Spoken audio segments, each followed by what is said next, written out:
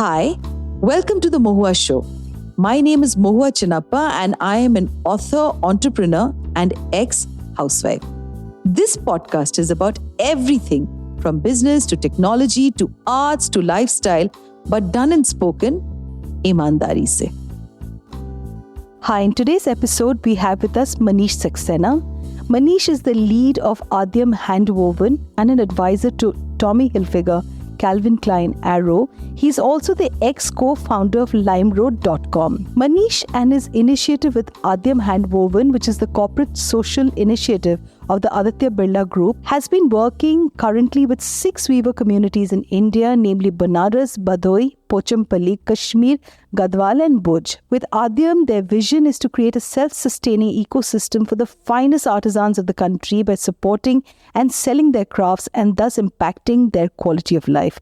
Welcome Manish in today's episode. What initially attracted you to the beauty and the elegance of the sari, and how has that passion influenced your professional journey? It's very rare to meet a man who would take his personal passion and pursue that as a professional part of his life. Thank you, first of all, and I'm glad to be here. So to answer your question, I think sari is something which I think it has been just completely an osmosis kind of a process, because I think like many of the Indian homes, you have seen your mothers and your family in the saris, but I think everybody has a different level of enchantment towards the sari. And I think in my case, I think it just became as a love for textiles and love for actually anything which was hand woven. And then sari is a very much an intrinsic part of it.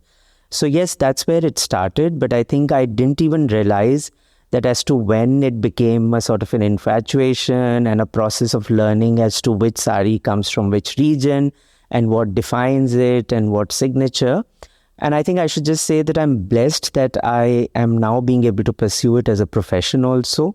And Aadyam Handwoven has given that opportunity to work with different weaving clusters which actually produce these impeccable pieces of art. So yes, sari, firstly, as a memory, and secondly, as a form, I think has always intrigued me. And I think I just love the overall picture that comes in my head every time I think of a sari.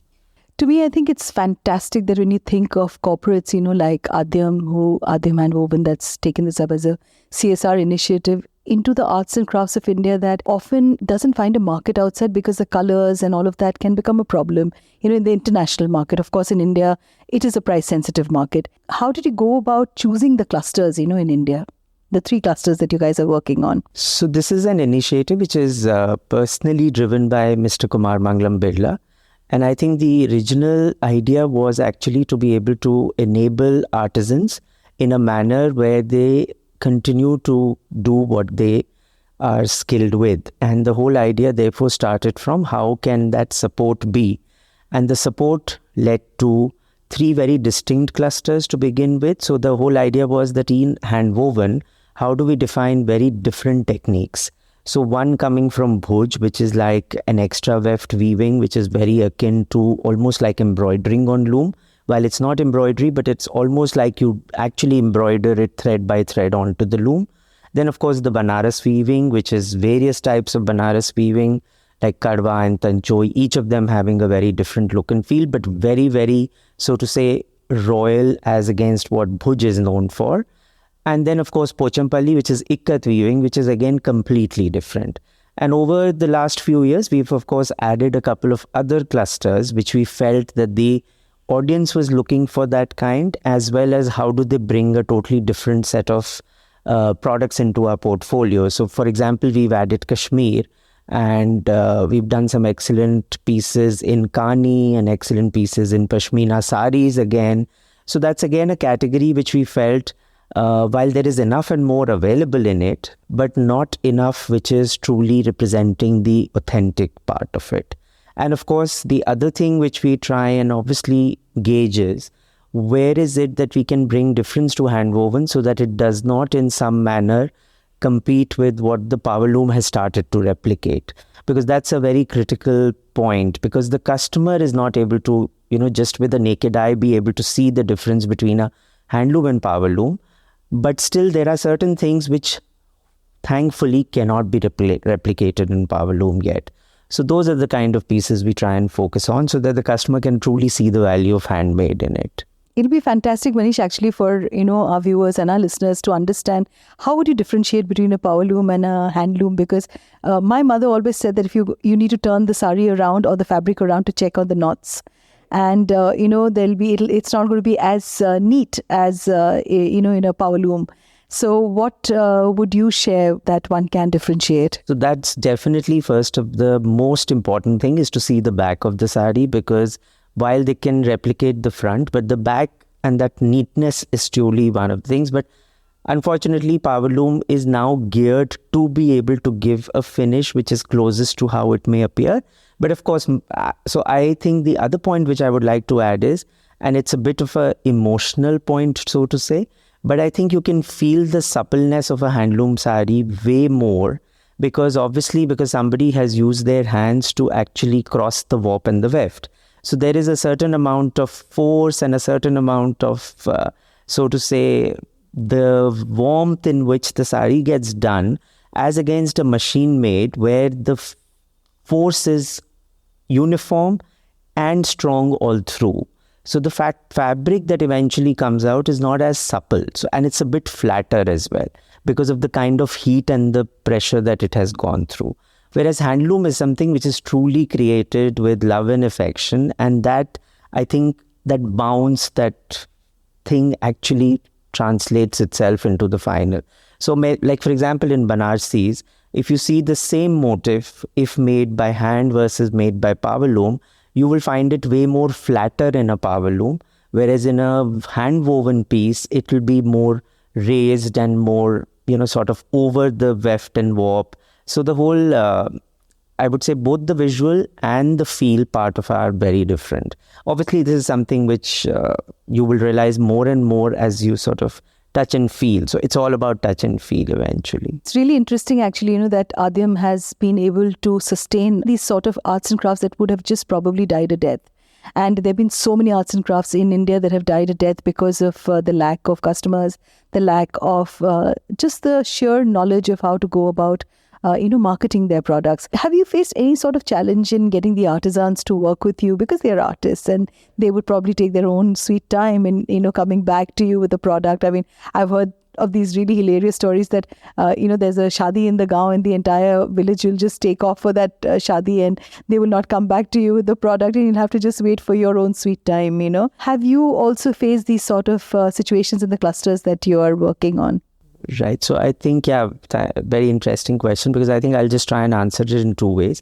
So definitely we have to, one thing one has to be is to be sensitive to the way the artisan's life is, because they live in an environment, thankfully, where they don't want to feel the market pressure. And I think that is important for us to, sort of sustain that. But of course, there are lead times, there are facts that we have a cycle, we have to furnish our stores, we have to keep replenishing stocks. Sometimes when there are buyer orders, we have to service them on time. So of course, the one part of the trick is on keeping longer lead times, but the other part is also with our cluster people who are actually based in the cluster, who actually handhold the weavers all 365 days. So while of course they do the job as they best do, we give them all the support in terms of having, like, so to say, a friend along who actually micromanages things so that things actually come out looking consistent, great quality, and somehow on time as well. But yes, there is a lot of emotional management to that. The other part, I would say, yes, of course, there have been many, many challenging stories, but what's really great is that when they actually weave something, which they have stopped weaving, and mostly what I hear is that they've stopped weaving because they think that the customer doesn't want it, because the customer is looking for maybe simpler things, lower price points, or whatever be the reasons. Over the last few years, they have stopped doing some of their most beautiful and complex and intricate works. But what gives me confidence to keep going back to them and asking them to do those kind of things is that whenever we've done that, those are the ones which get sold the fastest. So those are the ones that the consumer eventually, which may not be money in numbers, but those are the pieces which the consumer immediately understands. And I'm saying consumers who are sensitive to handloom, they immediately get it that this is a kind of piece which they haven't seen for some time, or this is the kind of piece they would want again in our wardrobe because it brings back probably memories for them or whatever it may be. But yes, and at the end of it, the artisan also feels great that they were able to do something which is truly their skill, because they've been making a lot of commercial product. And while it is great perhaps in some places for just income kind of a thing, but it doesn't give that gratification to them. So I think it has to be a good mix of both the commercial and these, so to say, masterpieces. And that is something which I think any artisan would enjoy more, that they are able to bring the best of their craft. So yeah, there have been cases like there was a artisan in Nikkat in Pochampalli who actually had got an award on one of the Telia Rumal pieces, and he had made it about 12-15 years back or something. And he was absolutely refusing to replicate it because he said, I cannot take on this piece again because it's extremely time consuming. Then obviously first thing which we had to address was what is the kind of cost that is right for it. Because obviously if he's putting his heart and soul and effort and time on it, we have to pay him right. And then we said, okay, you tell us whatever price you want, but we need to bring something back like this. And he actually then made it for us, which actually got, I think some 10 or 12 pieces got made over 2 years, but they sold out like immediately. And the artisan felt great that he actually did that. So I think the ikat that, that Aadyam Handwoven has is its collection. I think they're absolutely stunning and they're absolutely gorgeous. And the color combinations. Let's just talk a little about Banaras because it's really close to my heart. It's close to my heart because I think as a Bengali, we look forward. It's a very coveted piece, the Banarsi Sari. And generally it's worn for weddings. And, the most middle-class man aspires to buy a Banarsi Sari for his daughter, when they are to get married. And obviously, Banarsi colors were very, very, the market during the time that I remember used to be mainly pinks, and they were beautiful colors. They were very royal, like you said. And Aadyam, I think, has worked on different color palettes now, and they're more subtle. They are like, the dupatta that I had worn was unimaginable color from Banaras, How do you go out there and help them understand about the difference in the age-old practice of the kind of colors that India is used to, and maybe a person who will probably want to use that dupatta with their Western clothing? Was that a challenge or was that fun, to explain to them? Actually, Banaras has been quite a learning for us because there's just such a diversity of crafts there. But at the same time, I think we have been able to probably provide a line, I would say both in saris and in home, in such a manner that people can actually see the difference, like you rightly said, and thank you so much for that. So while, yes, a red Banarsi sari is almost iconic, and it is a must-have, and it is something which needs to be woven again and again and again because one can never have enough of that. But I think the whole understanding is, while this is one special piece, but if you actually look at the vocabulary from the earlier pieces, there used to be a lot of these seasonal colors, and there used to be a lot of these, so to say, summer Sophiana palette, which used to be almost non-color, almost like those pistas and sharbati colors and the falsai colors, which were always there in their vocabulary. But over a period of time, obviously, the red became iconic, and then the bright ones is what obviously caught people's attention more than the subtler pieces. So I think somewhere our effort is, one, to bring back those kind of pieces so that people can actually use them for different occasions. Like, another thing I would like to perhaps say is that we obviously identify Banarsi as a silk, but there is so much of it which is about cotton Banarsis, which was something which is almost extinct actually, unfortunately, because the weavers think that their skill is not paid enough when they make a cotton sari, because our mindset is that we want to spend lesser on a cotton sari and more on a silk sari. But the cotton Banarsis are absolutely fabulous, like the Jamdanis also, the cotton Jamdanis. Of course, Bangladesh and Bengal is a totally different space of Jamdani, but even the Banaras Jamdanis in cotton are absolutely exquisite. So while this is, one side is the fabric and the other side is the color, I think both of them need to get a bit of revival and a bit of refreshing so that people have more reasons to buy this. But also this becomes really effective when we use this in home and when we create cushions and table runners, and those are the kind of things where again it comes out beautifully and distinctly. In fact, I sometimes, when we make certain cushions, I think this needs to go on the wall as a wall art. Sometimes it comes out that exquisite, but I'm glad that people are being able to use handloom beyond just wearing it, because truly handloom has multiple uses. And I think those Banaras cushions just come out very distinct and exquisite. Oh, absolutely. They'll just spruce up a house, and the Like minute centerpieces. it'll become like the centerpiece, the talking piece of the whole, home. It's sari and the language that it has spoken to us through the years. It's extremely interesting, for me, I've never seen my mother wear anything but a sari. My grandmother, my dida, my thakurma, my grandparents, they wore the Indian clothing. And so my memory with the sari is attached, to the Delhi summers, where my mother used to put maar in the cotton saris in her, and dry that out and then give it to the press guy to iron it out. And in winters, it was always silks. Right. So tell me about your earliest memory with the sari. Just as you mentioned it, yeah, I think the whole seasonality is something which I love about the fact that, you take out your cottons and then you pack them away, and then you take out your silks. So each time there is a season change, you just actually address it with a different type of textile and a different kind of color palette. So yes, that being one, and like my whole earlier childhood memories are all about my mother getting ready to leave for her. She was a professor. She would get up first thing in the morning. She would take out. So it was almost like I would wait to see that what is the flavor of the day. And I think the whole diversity of it as to how it used to come together was something which, but I think I do fight this a lot today, that I think the mindsets have become that if somebody wears a sari, probably they are of traditional mindset. We tend to associate this in our head. Now, of course, a lot of people are choosing to wear a sari as well, but I think even there, I think they're choosing to wear it more as a statement and not as a way of living. Because otherwise, for me, a sari is such an eternal garment that I think you can just about do anything in a sari, and the sari molds it around that rather than... So it's almost like you wear the sari doesn't wear you. But most of the other structured garments, I think they define the look more than what you can. So, of course, the fact that you can drape it in your style, you can drape it the way you want to show your personality.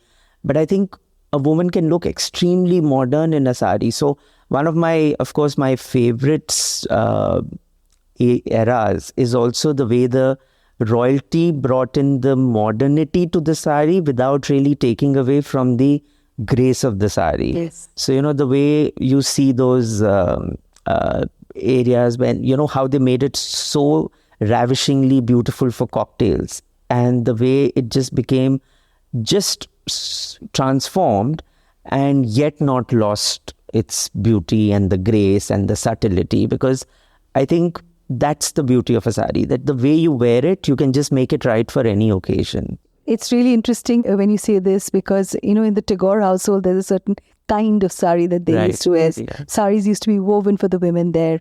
And saris were worn for the horse races. Saris were worn for parties. Saris were worn. And, we have Maharani Gayatri Devi, who just paired it with her, her pearl necklace. And voila, she was so, so gorgeous. So, yeah, thanks so much. And the last question, Manish, would be that Aadyam has taken up these few clusters. And, it's amazing what you have done with these clusters. Are there any clusters that you are going to take up in the near future in India? So like I mentioned, we've added Kashmir. Then we also work in rugs in Badoi and Mirzapur. And we are looking at Gadwal, which is almost like, again, one of the lost crafts. And we have been working on it for last 2 years. And our first collection is going to come out, which will be a true Gadwal. Otherwise, Gadwal has gone through so many transformations that the original Gadwal is completely lost. So that was the effort, that bring back the weavers to actually make it in the most authentic original way, which is where you actually join the palla and the border on the loom, which is very, very complex craft. But the fact is that when we commit to a weaver, we actually commit them to work 365 days and thereon without ever keeping their looms free. So therefore, when we get into a cluster, we have to really thoroughly research it to be able to understand that how many looms would be viable for us to run continuously without really disrupting the work, because that's the kind of faith we need to build for the weavers, that they should just, once they join hands as partners, they should then just be sort of devoid of any market calamities or anything, but they just continue to get work and just keep doing beautiful work without getting impacted by anything. So that's why it's a cautious growth and a very sort of thought through additions. But yes, we have a couple of clusters lined up and more in the sari spaces as well. So some of them being Aurangabad for the Paithnis and Ilkal. So these are a few which are work in progress and hopefully soon. Thank you so much. Thanks so much. Thank you. To you, our dearest listeners, you can find us on your favorite streaming services, Spotify, Amazon Music, Apple Podcast, and of course on all other major streaming services. With loads of love, we are The Mohua Show, where we talk ईमानदारी से.